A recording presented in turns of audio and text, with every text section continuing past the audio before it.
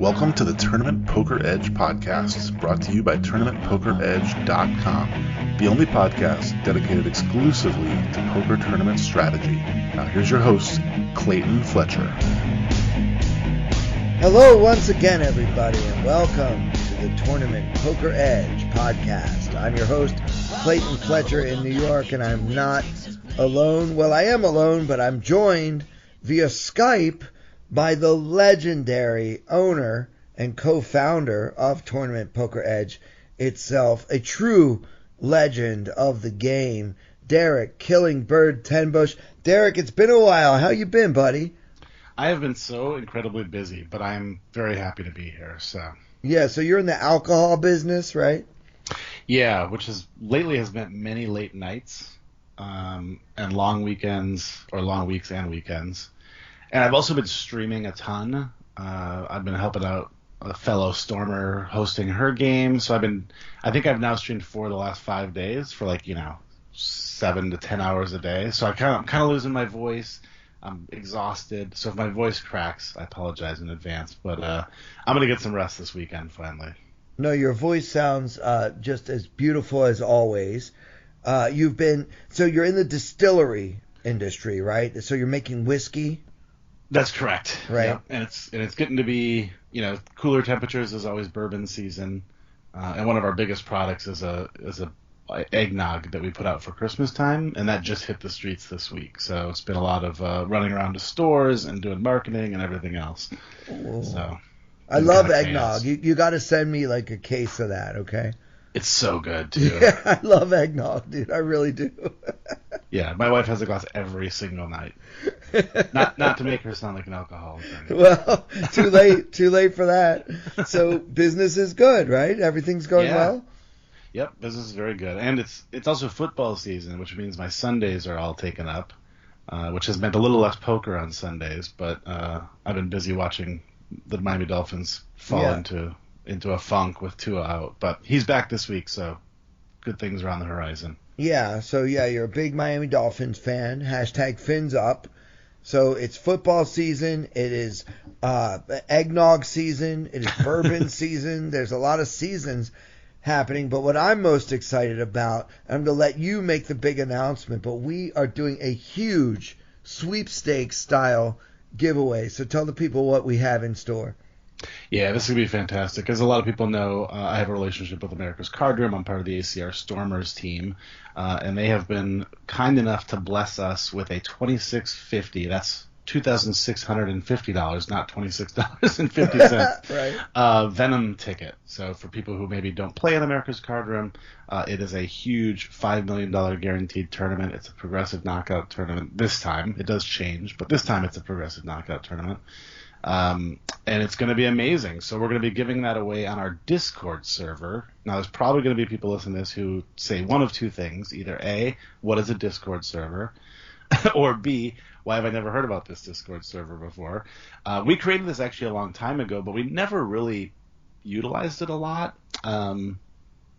So we've kind of decided to, especially now with the podcast getting more and more popular every episode, we want to give people a place to go and just talk hands, talk life, connect with you, connect with me, sort of build the community up. So we're asking you guys to go join the Discord, and that is where we will be doing the giveaway next week. All right, so you have to join the Tournament Poker Edge Discord server, and you can win a seat in the Venom PKO. Now, this is the tournament that you and I were talking about together last year. I believe it was May of 2021, and I think I got 65th place out of, 7,000 players or something, some crazy number of entries into this tournament. It's a big deal. It's a $5 million guarantee. First prize is over $1 million, at least it was last time around. So the Venom is probably one of the biggest online tournaments in the world, and you can play in it for free if you join the TPE Discord. We're going to put a link to that Discord server in the description of this podcast. I'm also going to make it my pinned tweet, and you're going to do the same, right, Derek? Correct. Yeah. So, look, guys, it's a free shot at $2,650. I mean, come on. This is probably the biggest giveaway we've ever done. Now, you do giveaways normally as part of your Tuesday night Killingbird home game, but I don't think you ever gave away this much money before. No, this is by far the biggest I've ever given away. I think at one of my charity streams I did a 215 ticket, but I think that's the biggest I've ever done. So this is pretty huge. I don't even get one of these. Like, I'm on Stormer's team and I don't get a 2650 ticket.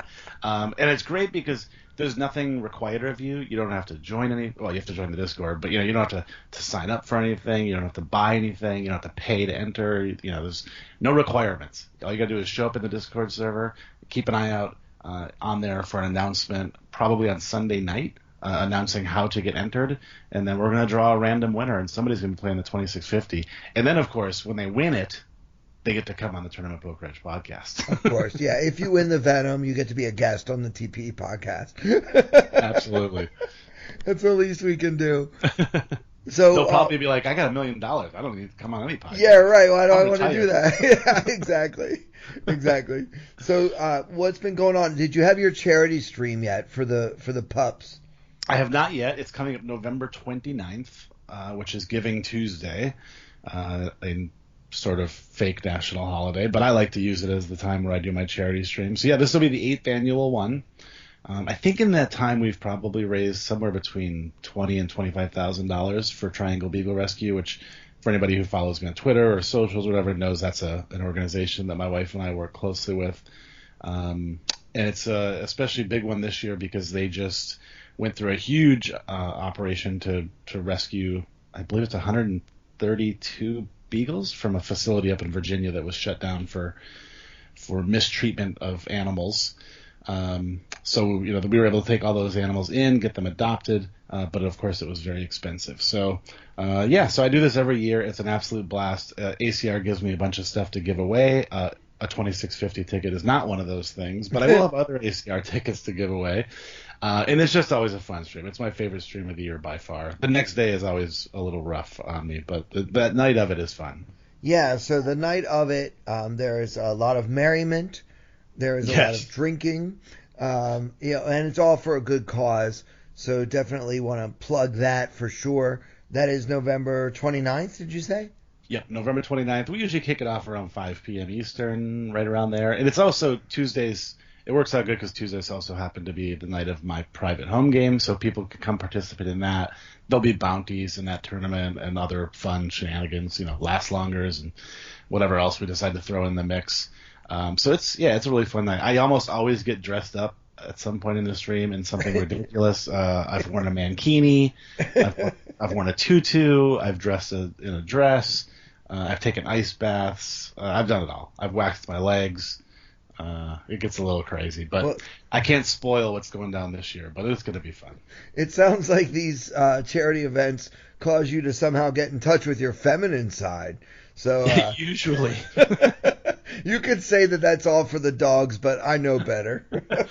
Well, luckily I've always kind of had, I used to play in essentially a hair metal band, so I've worn eyeliner, I've worn skirts, I've worn nail polish. So I think people think that they're like, oh my God, this guy's crazy, but I've been doing this my whole life. This is right. It's part of the culture in the hair bands of the 80s, right? Yep, that's right. It's a beautiful thing. So Killingbird, that was the name of the band that you were in, right? Mm-hmm. Yeah, that's where the name came from. I thought that was a great marketing thing for the band, but I've kind of regretted it ever since because it's very confusing when people Google me because they find band stuff and they find poker stuff. Oh, right. Yeah. Yeah, I guess that happens with me too because I'm Clayton comic, but I'm also a poker guy, so I'm a comedian and a poker guy, and it's just confusing. Yeah.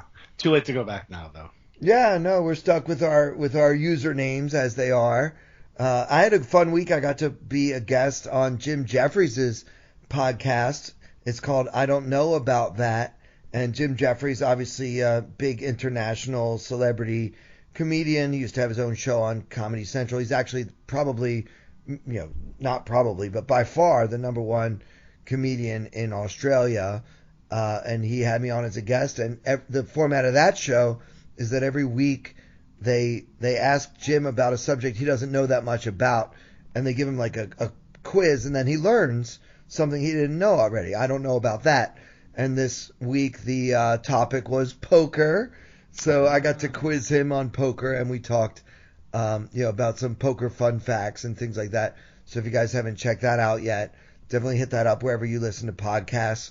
IDKAT. I don't know about that, with Jim Jeffries, and you'll see me there. If you watch on Spotify, they actually have the video from YouTube, so you can watch and listen along with us. So I thought that was a lot of fun, a really good time. Yeah, that's very cool. I need to check it out. I see clips of him all the time on TikTok. Yes, I scroll TikTok, and he's hilarious. So I definitely need to check that out. Maybe I'll get to that this weekend now that I finally have a little downtime. You scroll TikTok. I didn't even know you were 15. I had no idea. I'm 15 at heart. Yeah. I actually post some content to TikTok. I have a whopping, I think, 200 followers. But hey, you got to start somewhere. That's right.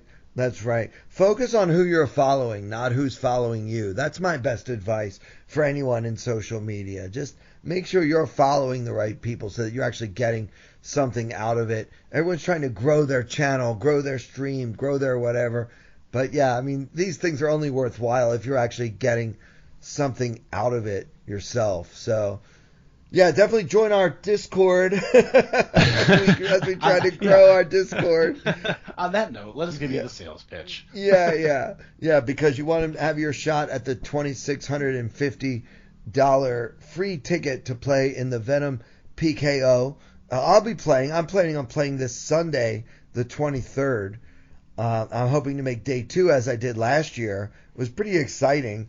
And, I'm not a big Twitch guy, but you are. And so you guys were following me on your Twitch channel, which was kind of innovative, I thought. Yeah, that was fun. Now that I know you're playing, I might have to try that again. Yeah, it was cool. I mean, last time, I think at the end of day 1, I was in first place, the chip leader overall after day 1, and I had already collected 5,000 in bounties. Went on to finish somewhere in the top 80 or something, and got I don't know, I think I won $30K from that, which was pretty cool.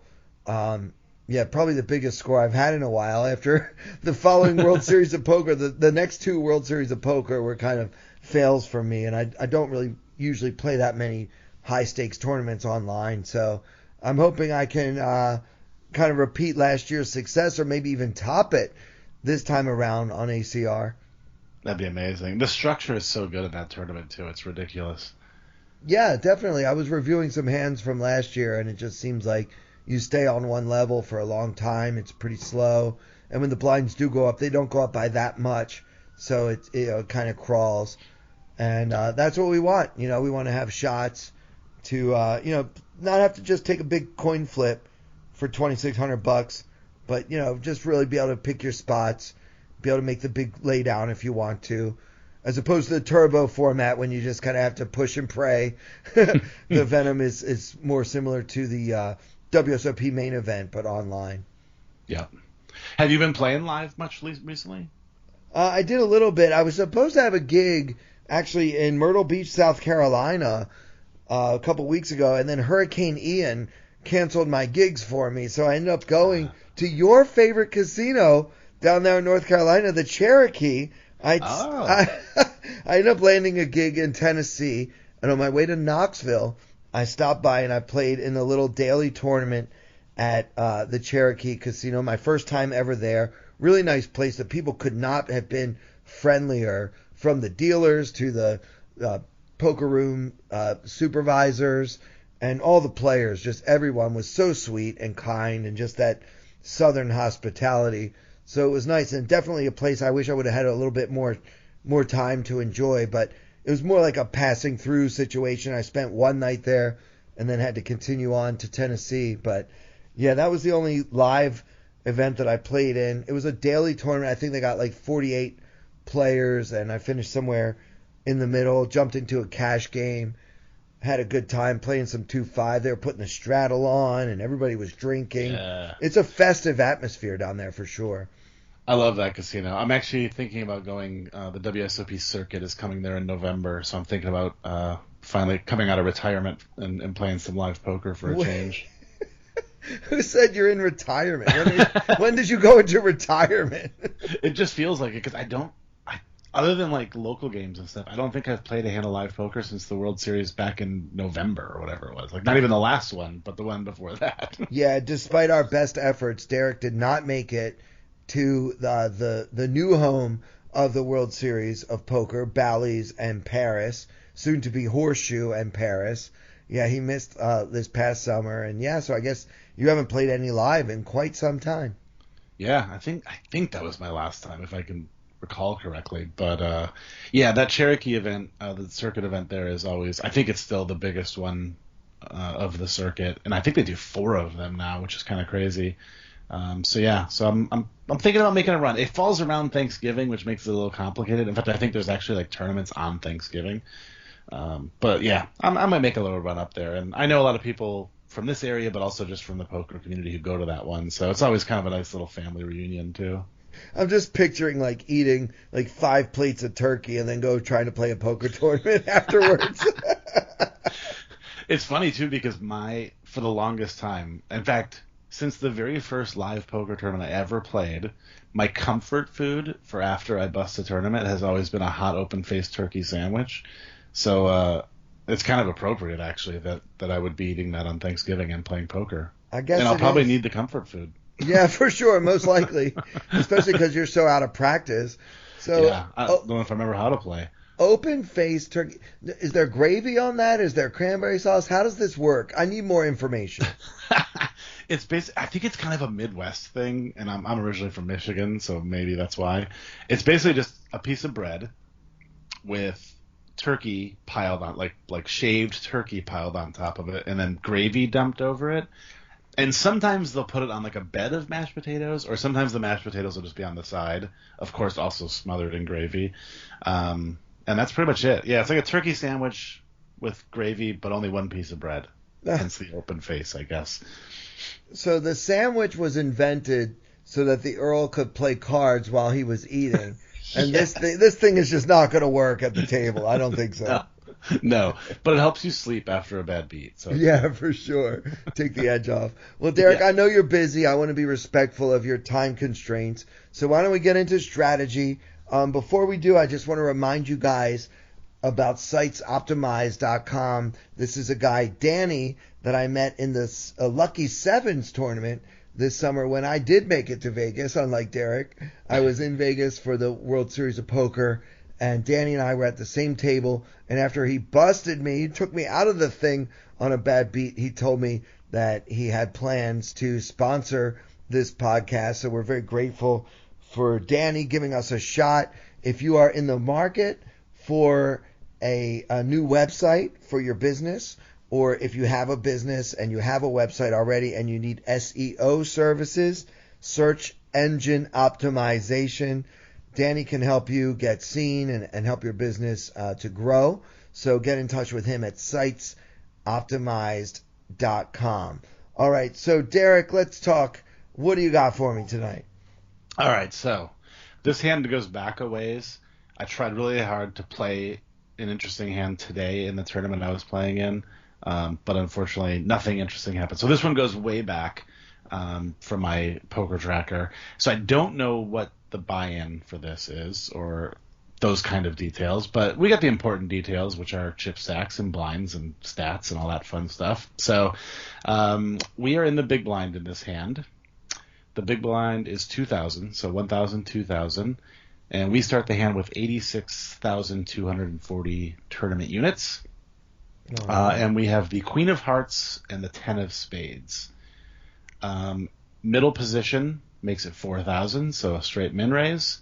And then it folds to us in the big blind. He starts the hand with about 63K. So he's got about 30 big blinds. We have like 43, I believe, if I have that right. Yeah, that sounds right. So we have him covered, but not by that much. And we've got a middle position open at a full 9-handed table, or? Looks like we have one empty seat right now, so we're 8-handed. Okay. I mean, yeah, I don't see any reason to fold or 3-bet this hand. I would put this strictly into my calling range. Obviously, with the min raise, we're getting a great price.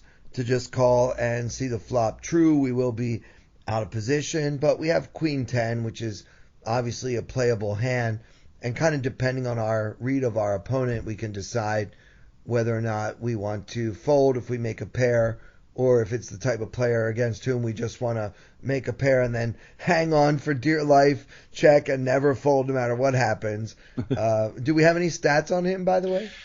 Yeah, he's running, I would say, pretty middle of the road, or maybe what I would call reggie stats. He's 28-19 with a 6% 3-bet, so not like spewing, but certainly not a nit either. Yeah, pretty loose, aggressive. I mean, I think anything above 24, you kind of get into the, well, he's definitely taking a few liberties, right? Yeah. So, and certainly folded to a player like that in the middle position, they're going to have a lot of hands that they're going to choose to open if they're running 28 VPIP. So, yeah, I guess, I still like calling and then, maybe just seeing what develops. I like it. For the record, too, in this tournament, we were running our usual nitty self. We're running 11-7 in this tournament. So just in terms of his thoughts on me and my thoughts on him, he might see us as a nitty player. So yeah, we do decide to just call. I agree with everything you said about just calling. I don't see any reason to 3-bet. We'll just take a flop and see how it goes. Cool. So 11.4K in the middle now after we call, and the flop comes Jack 3-9 Rainbow. Okay, so we open-ended, right? We've got a Queen 10 and it's Jack 9 tray, so we're open-ended with an overcard. I guess one question is, how likely do we think our opponent is to have hit any piece of this flop? Yeah, and I think based on what we said, it's likely enough. Yeah. I mean, he can have all the Jack 10s, the Ace 9 suiteds, the Ace Jacks, King Jack, Queen Jack. He can have Queen 10 as well, which is kind of hitting this flop like we did. So yeah, I think it's pretty likely, and I still think he'll also c-bet his like Ace Queens, Ace Kings on this board. Yeah. All right. So I think we should always check. I agree. I think so. I was kind of wondering about this. I wonder how often we do lead boards like this. I can tell you that I almost never do, or I should say boards like this. Boards where we flop this way, open-ended. Are people leading in this spot more than I think, or are they like they're just always checking here? So I've been playing a lot with a solver, as you know, Derek. I've been fooling around a lot with PO, and what I'm finding is that we pretty much always, it's like 99.6% of the time. So for all intents and purposes, always check to the pre-flop raiser when we call from the blinds in a heads-up pot. Now, if the button had called or another player had come along, like say the small blind decided to call, like then we have a lot more leads on a wide range of boards. But most of those boards are going to have not be rainbow boards. They're going to have two of a suit because you want to be able to set the price when you have a flush draw. So you also have to do so when you have like a set as well, at least some of the time. Kind of, it's always a mix. GTO is always a mix. Not always, but a lot of times it's a mix. But yeah, when you're heads up, the solver just basically always wants to let the pre-flop raiser bet the flop if he wants to. So we don't really have any leads here in a heads up situation. All right, good. Then I've been doing that part right because Yeah. I think I never lead here. Yeah, you're too nitty to lead. Like maybe super deep, but not at our stack depth. Yeah, even I mean, I guess I'm not really playing with the solver too much, like at 500 big blinds or 1,000 big blinds. But even like substantial stacks like 150 or 200 blinds, we really don't have any leads in heads up pots when we're out of position. Got it. All right, I like that.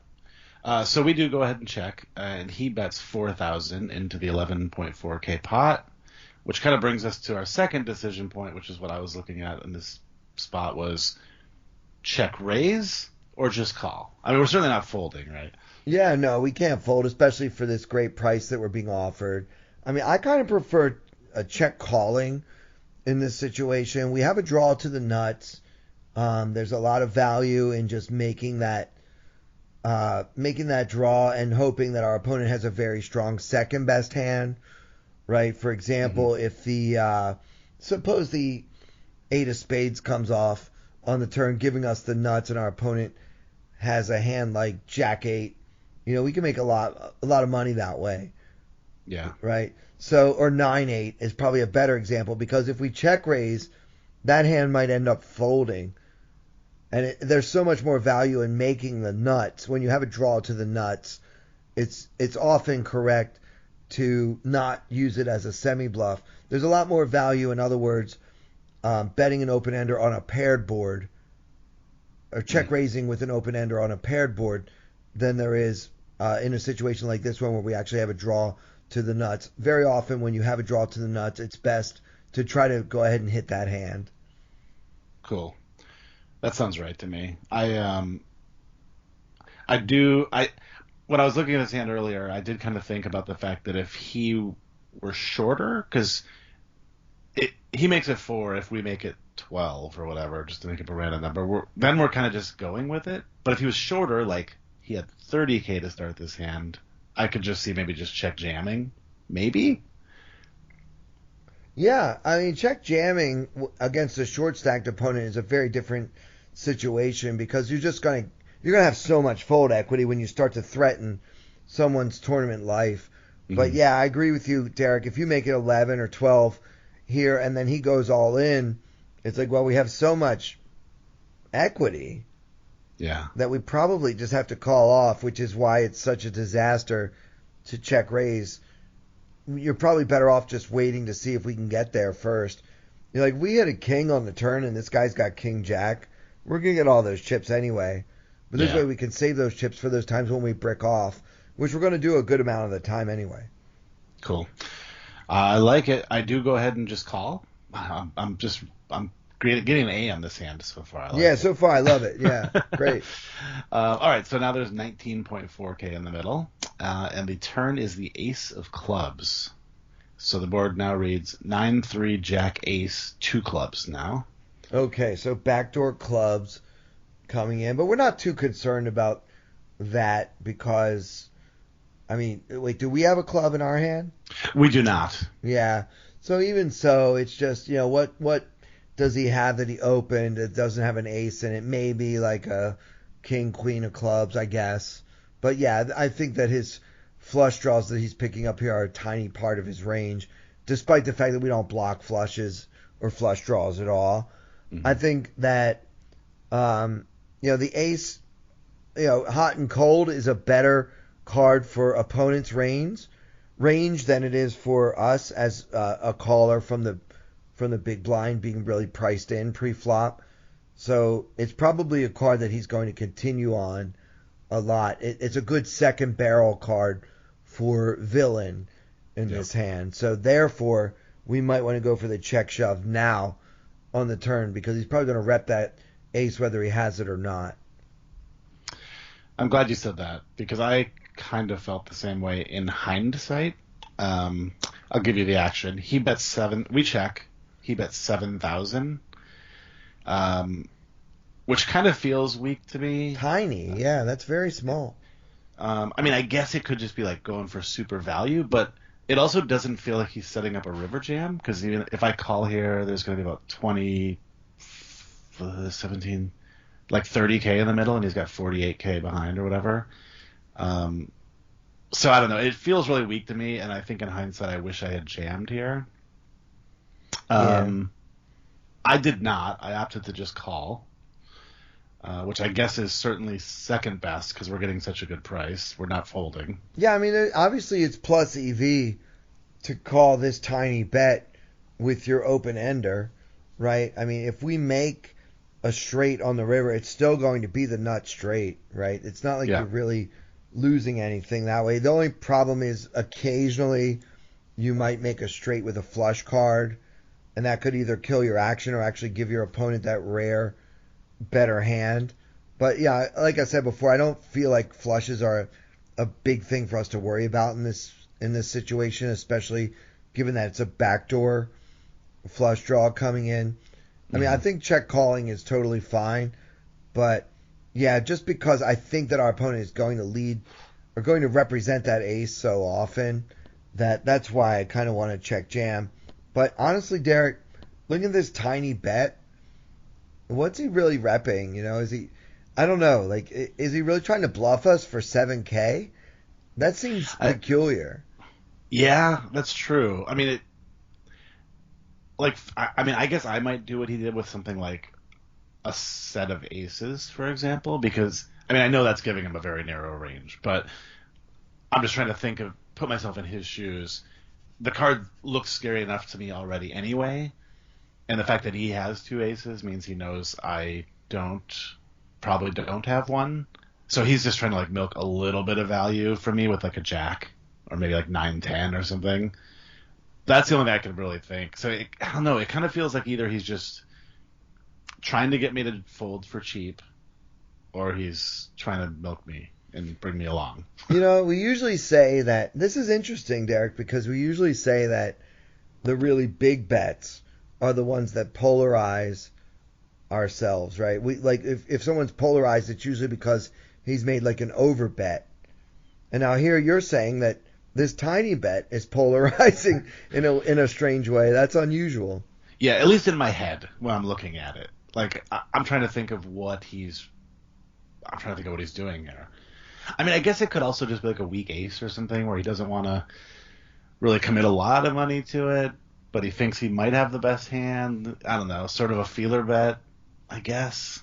Yeah, or maybe he wants to bet a small amount on the turn because he's hoping that he's worried that if he checks on the turn that you're always going to bet the river and he doesn't want to have to call with a marginal hand. So he's trying to keep the lead in the hand, so to speak. Yeah. But yeah, so that 7,000 is unusual no matter what he has. Yeah, I would agree. We do decide to just go with the call, like I said, which I think is fine. It is. Sure.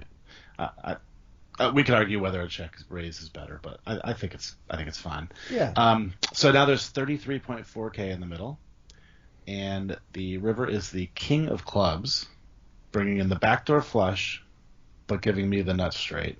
Okay.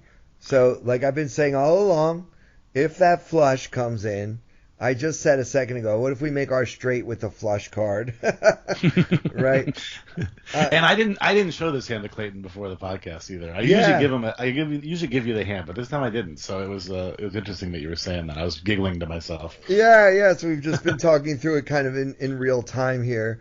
As Derek mentioned, he's been so busy, we didn't really get a chance to do our usual pre-show prep or whatever. So yeah, I'm kind of hearing this along with all of you.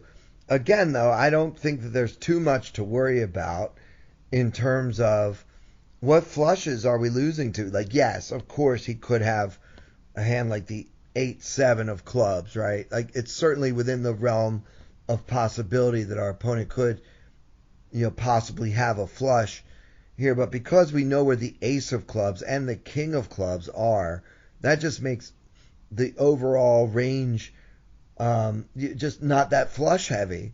So for all intents and purposes, I would treat this as though I have the nuts and not worry too much about what possible flushes I could be losing to in this spot. What do you think? I think I agree with you. Yeah, there's some things like Jack 10 of clubs and stuff. There's a bunch of clubs he could have, but it's one of those things where it's like, well, if I got that unlucky, then so be it. Yeah. But yeah, I think I agree with you, and I guess that if we're assuming we have the nuts a huge percentage of the time, what does that mean for our action here? Do we want to be leading here?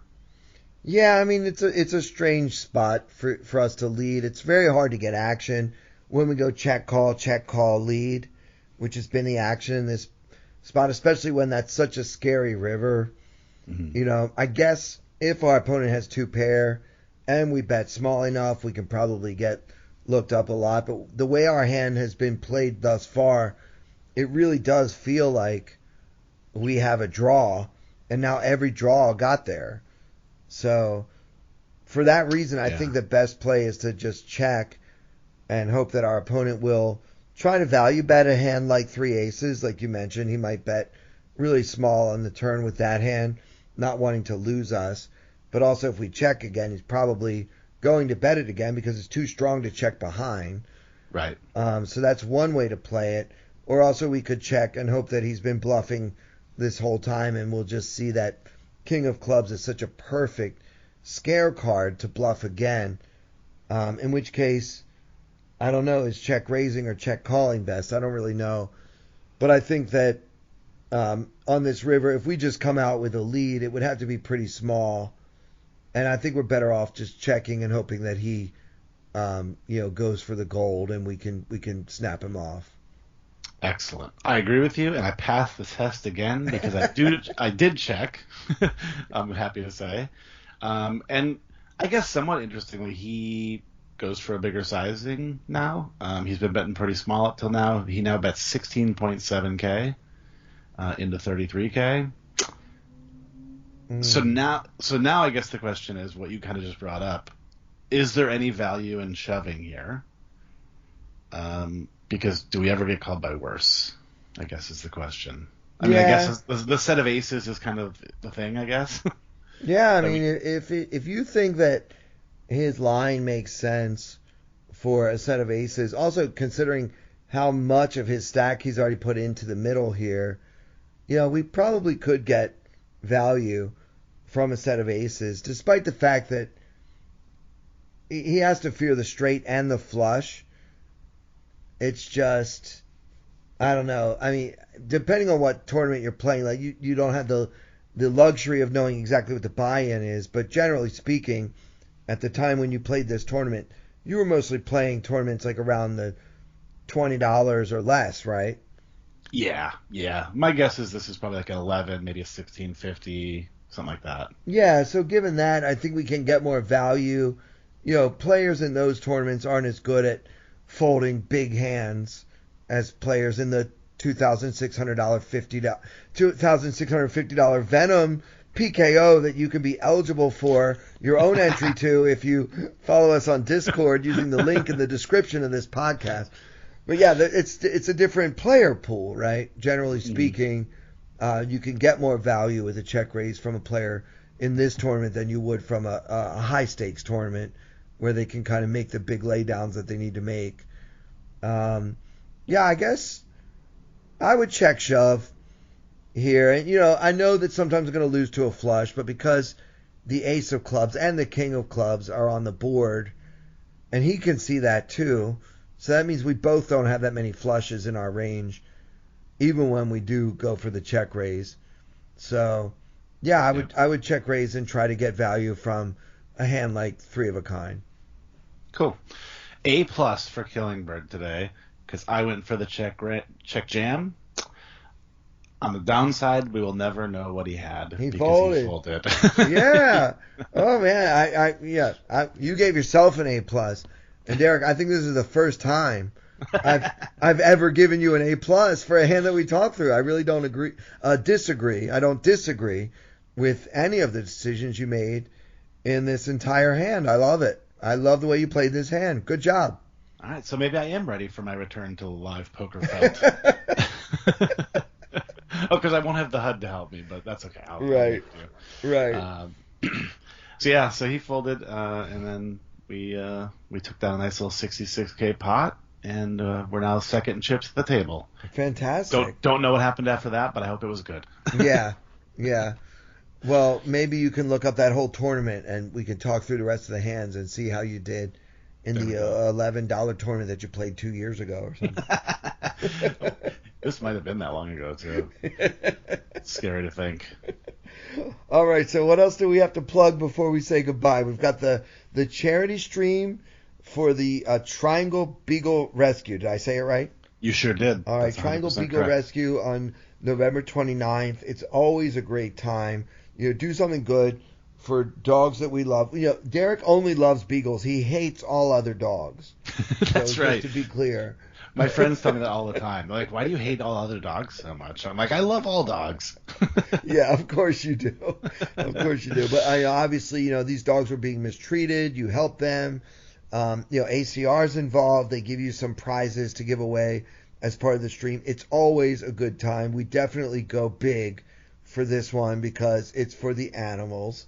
So that's on November 29th, which is the Tuesday after Thanksgiving. Yep. And what else do you have coming up that people should know about?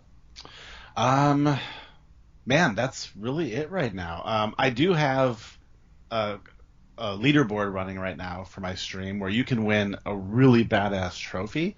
We're only 3 weeks in. It goes for 9 weeks. So if people want to still get involved in that, plenty of time to get points and win that leaderboard and try to get that Killingbird trophy. So, of course, that's for my home games every Tuesday night at 9 p.m. Eastern. Wait, I won that. Do I have points towards that trophy myself? Oh, I think you won it the week before the leaderboard started. And it sounds like I'm making a joke, but I actually think that's true. I think you won the week before the leaderboard started. Okay. But that's better because that means you don't have to show up every Tuesday to try to win. Once you get pot committed towards winning that Killingbird trophy, it's really hard to get out of it. You know, like you just feel like you have to go for it. Yeah. You're already halfway there. All right. But yeah, the biggest thing is definitely to head over to the Tournament Poker Edge Discord, as Clayton said, links in the description. But you can also get it over at the Tournament Poker Edge Twitter or my Twitter, or you can DM us, whatever you want to do. We'll have a link for you. Get over there, get signed up.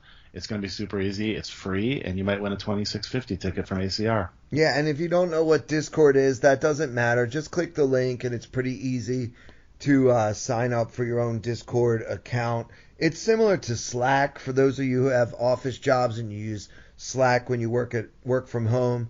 There's just a lot more functionality. Discord is really great kind of software, I guess, to help you communicate with people. And the Tournament Poker Edge Discord is going to be very important, not only for this particular giveaway of a Venom seat that we're doing, but also for other upcoming things. We're going to be using the Discord more and more. So if you're a fan of Tournament Poker Edge or of this podcast, you want to join our Discord sooner rather than later, and you will have a shot at a buy-in to the $5 million guaranteed Venom on ACR. It's going to be amazing. I can't wait. And we'll post all the details up in there on Sunday night about how to get entered and when we'll be drawing the winner and all that fun stuff. So just make sure you stay tuned. Yeah, so check us out on Twitter at Tournament Poker Edge. Derek, your Twitter is Killingbird with like a number 1 or something, right? It's actually at Derek Tenbusch. Okay. But it says Killingbird. Okay. My handle is Killingbird. But yeah, find me over there or the Tournament Poker Edge, or it's on the forums too. It's everywhere. Yeah. I mean, look, if you're listening to this, you should know how to find us. Anyway, we'll put a bunch of links in the description of this podcast. We want one of our listeners to win this $2,650 Venom PKO seat. So join the Discord using the link in the description to this podcast. Derek, thank you so much. I know you're busy. I really appreciate you taking the time to come on tonight. Yeah, thank you, Clayton. It was great to catch up. Always fun to jump on the show, and I look forward to me and you celebrating with a winner soon. Yeah, sounds great to me. So for Derek, Killingbird, Tenbusch, for Danny at sitesoptimize.com, for all our friends at America's Card Room, and for everyone here at Tournament Poker Edge, I'm Clayton Fletcher. Thank you so much for listening. I wanna hold them like they do in Texas, please. Fold them, let them hit me, raise it, baby, stay with me. Log in intuition, play the cards with babes to start. And after she's been hooked, I'll play the one that's on her heart. Oh, whoa, whoa, whoa, whoa. I'll get her heart, show her what I got. Oh, whoa, whoa, whoa, whoa. I'll get her heart, show her what I got. Carry my, though she can't read a mile. Poker face, she's got to love nobody. Carry my, though she can't read a mile. Poker face, she's got to love nobody. Poker face, poker face. Poker face, poker face. I wanna roll with her, a hard pair we will be. While little gambling is fun when you're with me. Russian roulette is not the same without a gun. And baby, when it's love, it's not